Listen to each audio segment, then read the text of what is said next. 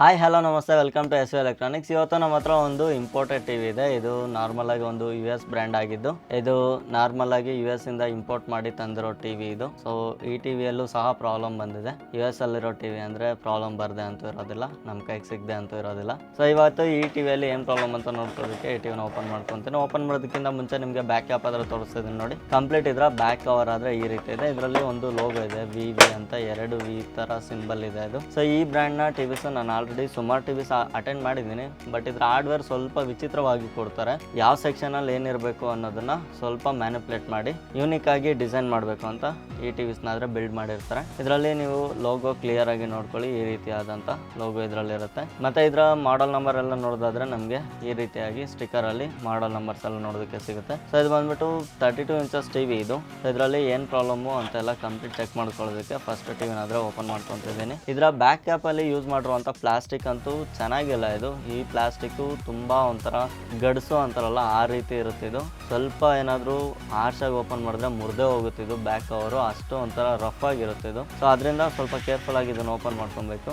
ಇಲ್ಲಿ ಓಪನ್ ಮಾಡ್ತಿದ್ದಂಗೆ ನಮಗೆ ಫಸ್ಟ್ ಒಂದು ವೈರ್ ನೋಡೋದಕ್ಕೆ ಸಿಗುತ್ತೆ. ಇದು ಬಂದ್ಬಿಟ್ಟು ಸ್ಟ್ಯಾಂಡ್ ಬೈ ರಿಲೀಸ್ ಮಾಡುವಂಥ ಬಟನ್ಗೆ ಯೂಸ್ ಮಾಡಿರುವಂಥ ವೈರ್ ಇದು. ಈ ವೈರ್ನ ಓಪನ್ ಮಾಡ್ಕೊಂಡ್ರೆ ನಮಗೆ ಬ್ಯಾಕ್ ಕವರ್ ಸಪ್ರೇಟ್ ಆಗಿ ಬಂದ್ಬಿಡುತ್ತೆ. ಫಸ್ಟ್ ನಮ್ಗೆ ಇಲ್ಲಿ ಒಳಗಡೆ ಹಾರ್ಡ್ವೇರ್ ನೋಡ್ಕೊಬೋದು. ಒಂದು ಪವರ್ ಸಪ್ಲೈ, ಒಂದು ಮದರ್ ಬೋರ್ಡು, ಒಂದು ಟಿಕನ್ ಬೋರ್ಡ್ ಅಂದ್ರೆ ನಮ್ಗೆ ಇಲ್ಲಿ ನೋಡೋದಕ್ಕೆ ಸಿಗ್ತಾ ಇದೆ. ಇದರಲ್ಲಿ ನಮಗೊಂದು ಹಿಂಟ್ ಆದ್ರೆ ಸಿಗುತ್ತೆ. ಈ ಟಿವಿಸ್ ಬಂದ್ಬಿಟ್ಟು ನಾರ್ಮಲ್ ಆಗಿ 110 ವೋಲ್ಟ್ ಅಲ್ಲಿ ರನ್ ಆಗುವಂಥ ಟಿವಿಸ್ ಇದಾಗಿದ್ದು. ಸೊ ಇದರಲ್ಲಿ ನಮಗೆ ಫಸ್ಟ್ ಆಗಿ ಗೊತ್ತಾಗ್ಬಿಡುತ್ತೆ ಇದನ್ನ 110 ಅಲ್ಲೇನೆ ಯೂಸ್ ಮಾಡಬೇಕಾ ಅಥವಾ 230 ವೋಲ್ಟ್ಗೂ ಇದು ಸೆಟ್ ಆಗುತ್ತಾ ಅಂತ. ಅದಂಗೆ ಅಂದ್ರೆ ಈ ಕೆಪಾಸಿಟರ್ ಮೇಲೆ 220 ವೋಲ್ಟ್ ಅಂತ ಮೆನ್ಷನ್ ಮಾಡಿದ್ದಾರೆ ನೋಡಿ. ಈ 220 ವೋಲ್ಟ್ ಅಂತ ಮೆನ್ಷನ್ ಮಾಡಿರೋ ಎಲ್ಲ ಟಿವಿಸ್ ಇದು ಮೈನ್ ಫಿಲ್ಟರ್ ಆಗಿರುತ್ತೆ. ನೀವೇನಾದ್ರೂ ಟೆಕ್ನಿಷಿಯನ್ ಆಗಿದ್ರೆ ನಿಮ್ಗೆ ಯಾವ್ದ್ರ ಬಗ್ಗೆ ಮಾತಾಡ್ತಿದ್ದೀನಿ ಅಂತ ನಿಮ್ಗೆ ಗೊತ್ತಿರುತ್ತೆ. ಸೊ ಯೂಸರ್ಸ್ಗೆ ಇದು ಸಂಬಂಧ ಪಡೋದಿಲ್ಲ. ಯೂಸರ್ಸ್ ಆಗಿದ್ರೆ ಯಾರಾದ್ರೂ ಗೊತ್ತಿರೋ ಟೆಕ್ನಿಷಿಯನ್ಸ್ ಹತ್ರ ಇದನ್ನ ಕೇಳಿ ತಿಳ್ಕೊಂಡು ಆಮೇಲೆ ನೀವು 230ಗೆ ಹಾಕೋದಾ ಬೇಡವಾ ಅಂತ ಚೆಕ್ ಮಾಡಿ ಹಾಕೊಳ್ಳಿ. ಸೊ ಇಲ್ಲಿ 220 ವೋಲ್ಟ್ ಅಂತ ಇದ್ಮೇಲೆ ನಾವು ಇದನ್ನ 230 ವೋಲ್ಟ್ಗೆ ಹಾಕೋದಕ್ಕೆ ಆಗೋದಿಲ್ಲ. ನಾವು 230ಗೆ ಹಾಕ್ಬೇಕಂದ್ರೆ ಇಲ್ಲಿ ನಮಗೆ 450 ವೋಲ್ಟ್ ಅಥವಾ 500 ವೋಲ್ಟ್ನ ಕೆಪಾಸಿಟರ್ಸ್ನ ಯೂಸ್ ಮಾಡಲಾಗಿರುತ್ತೆ.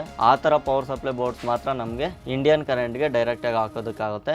ಈ ತರ ಟಿವಿಸ್ನ ನಾವು 110 to 230 ಕನ್ವರ್ಟರ್ಸ್ ಬರುತ್ತೆ. ಆ ಕನ್ವರ್ಟರ್ಸ್ನ ಯೂಸ್ ಮಾಡಿನೇ ನಾವು ಇದನ್ನ ಯೂಸ್ ಮಾಡಬೇಕಾಗಿದೆ. ಆ ಕನ್ವರ್ಟರ್ಸ್ ಏನ್ ಮಾಡುತ್ತೆ ಅಂದ್ರೆ ಇಂಡಿಯನ್ ಕರೆಂಟ್ 230 ವೋಲ್ಟ್ ಇರುತ್ತಲ್ಲ ಅದನ್ನ ರಿಡ್ಯೂಸ್ ಮಾಡಿ 110 ಗಾದ್ರೆ ಕರೆಂಟ್ ಔಟ್ಪುಟ್ ಕೊಡುತ್ತೆ. ಅಲ್ಲಿಗೆ ಇದನ್ನ ಕನೆಕ್ಟ್ ಮಾಡಿದ್ರೆ ಈ ಟಿವಿಸ್ ಆದ್ರೆ ರನ್ ಆಗುತ್ತೆ. ಇಲ್ಲಾಂದ್ರೆ ಪವರ್ ಸಪ್ಲೈ ಬೋರ್ಡ್ ಬರ್ನ್ ಆಗೋ ಚಾನ್ಸಸ್ ತುಂಬಾ ಇರುತ್ತೆ. ಸೊ ಆ ಕಾರಣದಿಂದ ಇದನ್ನ ಸ್ವಲ್ಪ ನೋಡ್ಕೊಬೇಕು. ನಾನು ಸುಮಾರು ಫಾರಿನ್ ಟಿವಿಸ್ ಎಲ್ಲ ಅಟೆಂಡ್ ಮಾಡಿದ್ದೀನಿ. ಸ್ಯಾಮ್ಸಂಗ್ ಅಲ್ಲಿ ಮಾತ್ರ ಆಲ್ಮೋಸ್ಟ್ ಎಲ್ಲಾ ಟಿವಿಗಳಲ್ಲೂ ಇದರಲ್ಲಿ 450 ಅಥವಾ 500 ವೋಲ್ಟ್ ನ ಕೆಪಾಸಿಟರ್ಸ್ ಯೂಸ್ ಮಾಡಿರ್ತಾರೆ. ಆ ಪವರ್ ಸಪ್ಲೈ ಬೋರ್ಡ್ ಗಳ ಮೇಲೆ ಮೆನ್ಷನ್ ಮಾಡಿರ್ತಾರೆ. ಬಟ್ ಆದ್ರೆ ಟಿವಿಯ ಬ್ಯಾಕ್ ಸೈಡ್ ಅಲ್ಲಾಗ್ಲಿ ಯೂಸರ್ ಮ್ಯಾನುವಲ್ಸ್ ಅಲ್ಲಾಗ್ಲಿ ಎಲ್ಲೂ ಇದನ್ನ 230ಗೆ ಯೂಸ್ ಮಾಡಬಹುದು ಅಂತ ಮೆನ್ಷನ್ ಮಾಡಿರೋದಿಲ್ಲ. ಸೊ ಇದೊಂದು ಪಾಯಿಂಟ್ ಈ ಟಿವಿಗಳಲ್ಲಾದ್ರೆ ನಾವು ನೋಟಿಸ್ ಮಾಡಬೇಕಾಗುತ್ತೆ. ಇದ್ರಲ್ಲಿ ಆಕ್ಚುಲಿ ಬಂದ್ಬಿಟ್ಟು ನನಗೆ ಬ್ಯಾಕ್ ಲೈಟ್ ಪ್ರಾಬ್ಲಮ್ ಅಂತಾನೆ ಈ ಟಿವಿ ಬಂದಿರೋದು. ನಾರ್ಮಲ್ ಆಗಿ ನಾವು ಇಂಡಿಯಾದಲ್ಲಿ ಯೂಸ್ ಮಾಡೋ ಪ್ರತಿಯೊಂದು ಟಿವಿಸ್ ಬುದ್ಧಿವಂತರ ಆದ್ರೆ ಎಲ್ಲರೂ ಈ ಇನ್ವರ್ಟರ್ ಸೆಕ್ಷನ್ ನ ಪವರ್ ಸಪ್ಲೈ ಜೊತೆ ಕೊಡ್ತಾರೆ ಅಥವಾ ಸಪರೇಟ್ ಆಗಿ ಒಂದು ಬೋರ್ಡ್ ಕೊಡ್ತಾರೆ. ಯಾರು ಇದನ್ನ ತೆಗೆದು ಇನ್ವರ್ಟರ್ ಬೋರ್ಡ್ ನ ಮದರ್ ಬೋರ್ಡ್ ಜೊತೆ ಅಂತೂ ಯಾರು ಅಟ್ಯಾಚ್ ಮಾಡಿರೋದಿಲ್ಲ. ಈ ಟಿವಿಯಲ್ಲಿ ಏನ್ ಮಾಡಿದಾರೆ ಅಂದ್ರೆ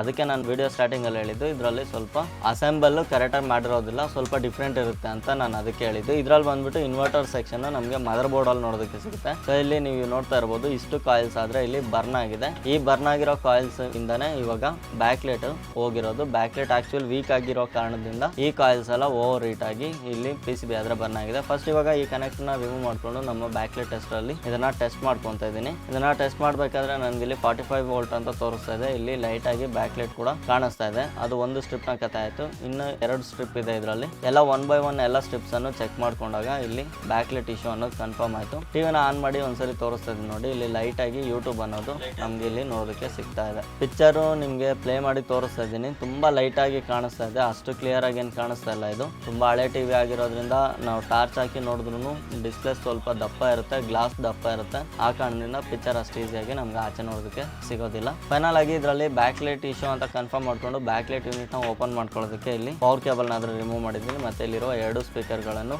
ಓಪನ್ ಮಾಡ್ತಾ ಇದ್ದೀನಿ. ಮತ್ತೆ ಈ ಸ್ಪೀಕರ್ ಗಳಿಗೂ ಸಹ ಚಿಕ್ಕ ಚಿಕ್ಕ ಲಾಕ್ಸ್ ಕೊಟ್ಟಿದ್ರೆ ಲಾಕ್ಸ್ ಅನ್ನು ರಿಮೂವ್ ಮಾಡ್ಕೊಂಡ ತಕ್ಷಣ ನಮಗೆ ಸ್ಪೀಕರ್ ಅದು ಓಪನ್ ಆಯ್ತು.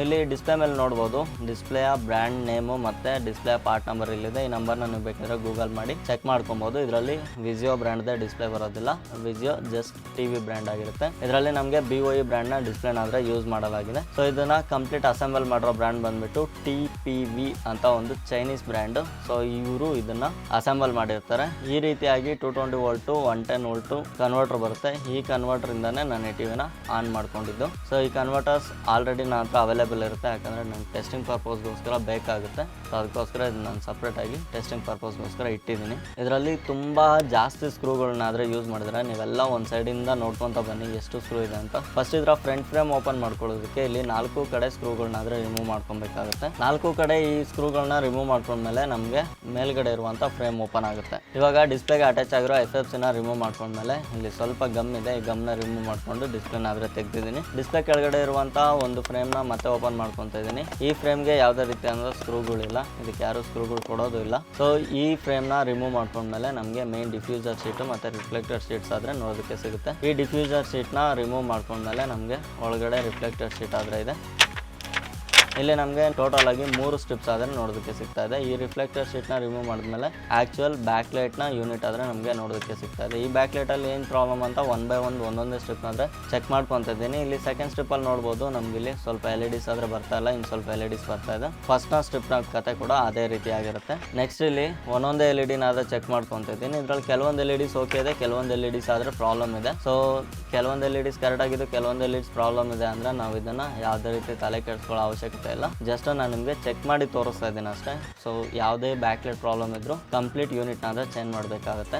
ಇದಕ್ಕೆ ಸ್ವಲ್ಪ ಸ್ಕ್ರೂಗಳು ಕೊಟ್ಟಿದ್ದಾರೆ. ಬ್ಯಾಕ್ ಲೈಟ್ನ ಫಿಕ್ಸ್ ಮಾಡಿರೋದಕ್ಕೂ ಸ್ಕ್ರೂಸ್ ಇದೆ, ನಾರ್ಮಲ್ ಆಗಿ ಟೇಪ್ ಹಾಕಿ ಕೊಡ್ತಿದ್ರು. ಸೊ ಇದರಲ್ಲಿ ಸ್ಕ್ರೂಗಳನ್ನ ಪ್ರೊವೈಡ್ ಮಾಡಿದ್ದಾರೆ. ಸೊ ಈ ಸ್ಕ್ರೂಗಳನ್ನ ರಿಮೂವ್ ಮಾಡ್ಕೊಂಡ್ಮೇಲೆ ನಮಗೆ ಲಾಸ್ಟಲ್ಲಿ ಬ್ಯಾಕ್ ಲೈಟ್ ಸ್ಟ್ರಿಪ್ಸ್ ಆದರೆ ಓಪನ್ ಆಗುತ್ತೆ. ಇದು ಬಂದ್ಬಿಟ್ಟು ಸ್ವಲ್ಪ ಯೂನಿಕ್ ಆಗಿರೋ ಬ್ಯಾಕ್ ಲೈಟ್ ಸ್ಟ್ರಿಪ್ಸ್ ಆಗಿರೋದ್ರಿಂದ ಆ್ಯಕ್ಚುಲಿ ನನಗೆ ಎಲ್ಲೂ ಸಿಗಲಿಲ್ಲ. ಅದಕ್ಕೋಸ್ಕರ ನಮ್ಮ ಜೆನ್ಯೂನ್ ಮೆಥಡ್ ಇದೆಯಲ್ಲ ಆ ಮೆಥಡ್ನೇ ಯೂಸ್ ಮಾಡೋಣ ಅಂತ ನಾನಿಲ್ಲಿ ಇದ್ರ ಮೇಲಿರೋ ಲೆನ್ಸ್ನ ಆದರೆ ರಿಮೂವ್ ಮಾಡ್ಕೊತಾ ಇದ್ದೀನಿ. ಲೆನ್ಸ್ ಏನಕ್ಕೆ ರಿಮೂವ್ ಮಾಡ್ತಾ ಇದ್ದೀನಿ ಅಂತ ನಾನು ನಿಮ್ಗೆ ಆಮೇಲೆ ಹೇಳ್ತೀನಿ. ಸೊ ಈ ಎಲ್ಲ ಲೆನ್ಸ್ನು ರಿಮೂವ್ ಮಾಡಿ ನಾನು ಎಲ್ಲ LEDಗಳನ್ನ ಚೆಕ್ ಮಾಡ್ಕೊತಾ ಇದ್ದೀನಿ. ನೀವು ನೋಡ್ಬೋದು ಎಲ್ಲ LEDಗಳ ಮೇಲೂ ಆಲ್ಮೋಸ್ಟ್ ನಮ್ಗೆ ಇಲ್ಲಿ ಬ್ಲ್ಯಾಕ್ ಡಾಟ್ಸ್ ಆದರೆ ಬಿದ್ದಿದೆ. ಬ್ಲ್ಯಾಕ್ ಡಾಟ್ಸ್ ಬಿದ್ದಿರೋ ಎಲ್ಲ LEDs ಗಾನ್ ಅಂತ ಎಲ್ಲ LEDಗಳು ಹೋಗಿದೆ ಅಂತ ಅಂದ್ಬಿಟ್ಟು. ಸೊ ಇದರಲ್ಲಿ ನಮಗೆ ಇನ್ ಕೇಸ್ ಏನಾದರೂ ಬ್ಯಾಕ್ ಲೈಟ್ಸ್ ಸಿಕ್ಕಿಲ್ಲ ಅಂದರೆ ಒಂದು ಜೆನ್ಯೂನ್ ಮೆಥಡ್ ಇದೆ ರೆಡಿ ಮಾಡ್ಕೊಳ್ಳೋದಕ್ಕೆ.